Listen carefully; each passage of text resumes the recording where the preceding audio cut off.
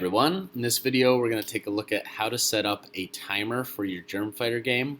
On the designer side, two things I want to look at. One of them is that we have a timer label. So this label is just going to visually show us that we're ticking down from 10, 9, 8, all the way down to 0. There is a non-visible component called clock 1 that you've already brought in. So looking at the properties over here, what this clock does is in the background, it just fires every 1,000 milliseconds or every second. So what we're going to do is take that event. When it fires, we're going to do some stuff with the code. So let's go look at the block side. I have a lot going on to start, and I'm going to try and break it down into little pieces so you guys can understand what's happening.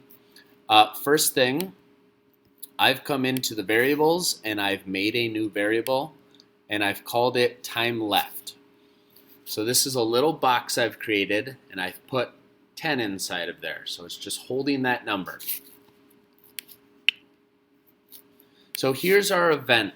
When the clock timer fires, when it actually goes through its ticking every 1 second, what do we want it to do? Well, first thing we want it to do is remove 1 from our 10 seconds. So we're going to take 1 off, and that's fine, but that's all hidden in the background in the variables box. We don't physically see that on our tablet until we update the timer label. So we take 1 out of that box, and then we tell the timer label that it should display the word timer and whatever was sitting in that box.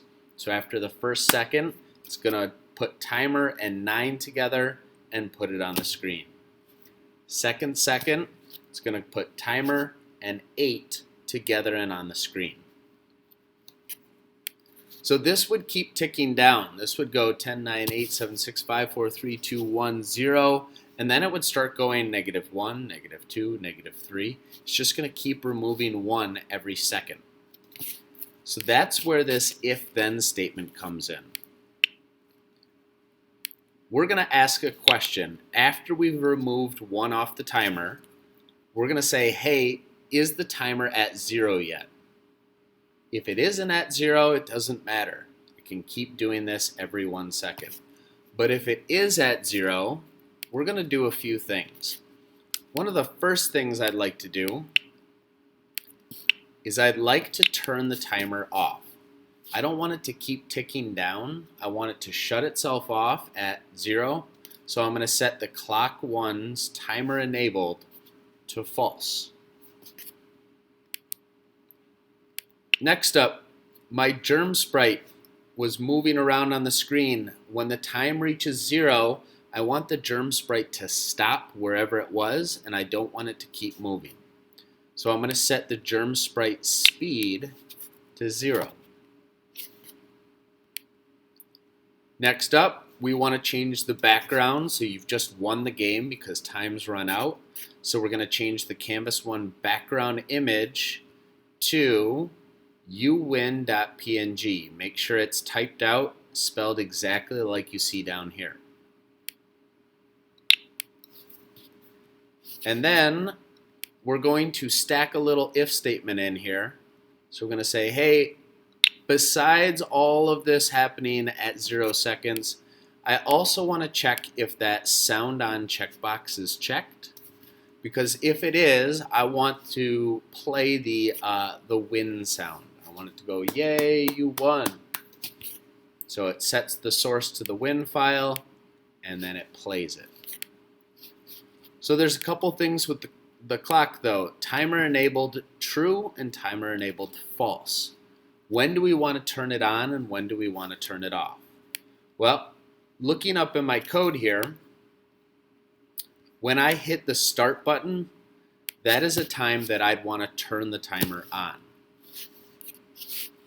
When I hit the reset button, I'd want to make sure, besides moving everything back to where it needs to be and resetting the score and resetting the time, I also want to make sure that it stops the clock so it doesn't keep ticking. So this is a time when I'd set the timer enabled to false.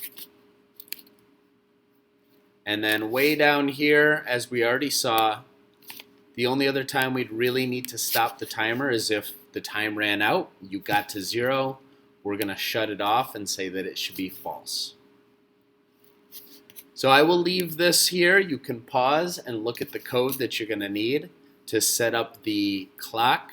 I really think once you understand how this fits together, all the little pieces, it's really going to open up a lot of coding possibilities for you. Bunch of things you could set up on your own. So good luck, have fun, keep moving through the steps, try to finish everything on there, including this on your app. Look forward to testing it with you in person. Bye.